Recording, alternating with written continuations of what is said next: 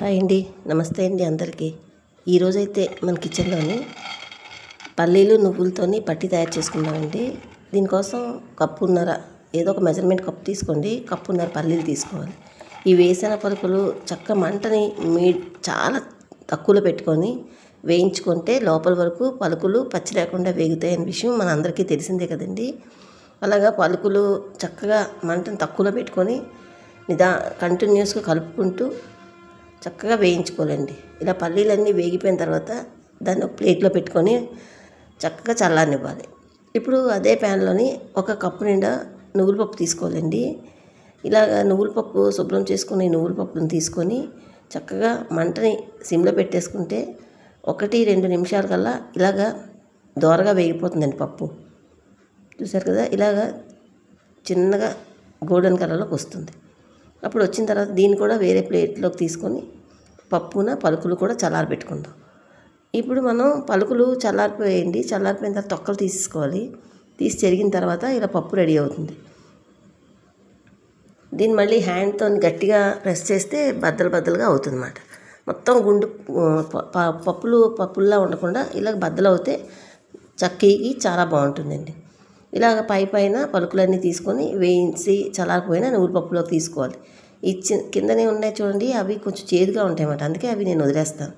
అవి పక్కన పెట్టేసుకొని ఇప్పుడు బెల్లం చూసుకోండి. కప్పున్నర బెల్లం ఉండాలండి.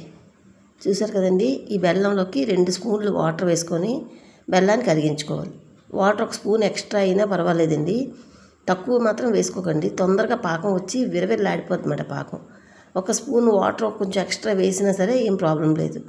2 లేదా 3 స్పూన్లు వాటర్ వేసుకొని బెల్లాన్ని బాగా కరిగించి మంటని సిమ్లో పెట్టేసి పాకం పట్టుకోవాలండి.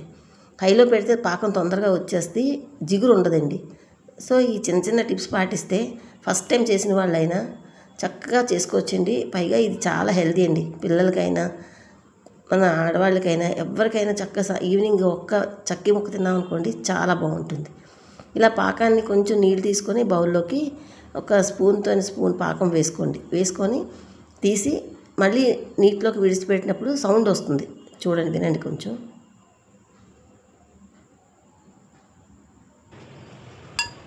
విన్నారు కదా, అలా సౌండ్ వస్తుందన్నమాట.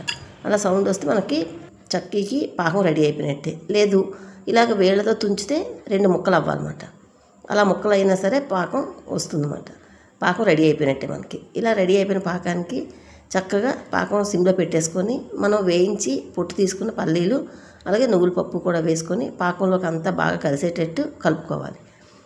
చూసారు కదా, ఇలా పాకంలోకి అంతా బాగా కలిసేటట్టు కలుపుకుని స్టవ్ ఆఫ్ చేసుకుంటే సరిపోద్దండి. ఇదేం ఉడకనవసరం లేదు. మరీ ఎక్కువ ఉంచామనుకోండి స్టవ్ మీద మనకి గట్టిగా అయిపోద్ది అన్నమాట. తినటానికి అనువుగా ఉండదు. చూసారా, ఇలాగ మొత్తం పాకం అంతా ఈ పలుకులు నువ్వుపప్పు పీల్చుకున్న తర్వాత స్టవ్ ఆఫ్ చేసుకుందాం. ఇలా స్టవ్ ఆఫ్ చేసి దాన్ని మనం నెయ్యి రాసి పెట్టుకున్నాం కదండి ప్లేటు, దాంట్లోకి ఈ పాకంలో పెట్టుకున్న ఈ మిశ్రమం అంతా వేసుకొని ఒక చిన్న బౌల్ తీసుకొని బౌల్కి నెయ్యి రాసుకొని ఇదంతా కూడా సర్దుకోవాలన్నమాట. రౌండ్గా మీకు నచ్చిన షేప్లోని సర్దుకోవచ్చు.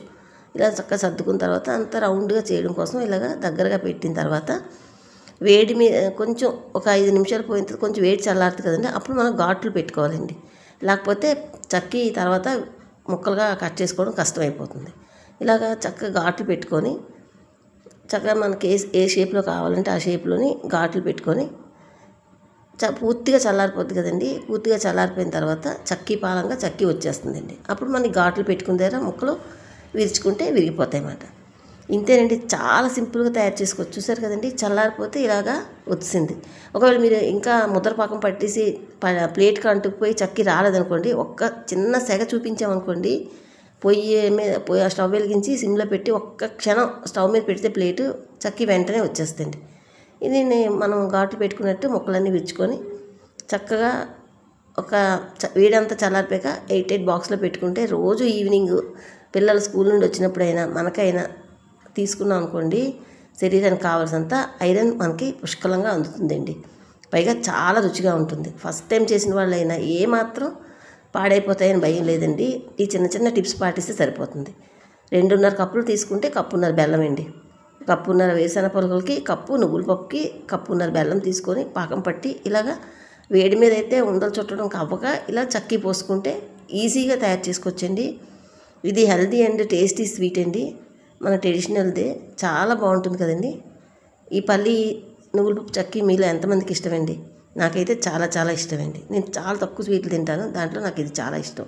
చూసారు కదా నా వీడియో, నచ్చితే ఒక లైక్ చేయండి. Thank you for watching. Bye అండి.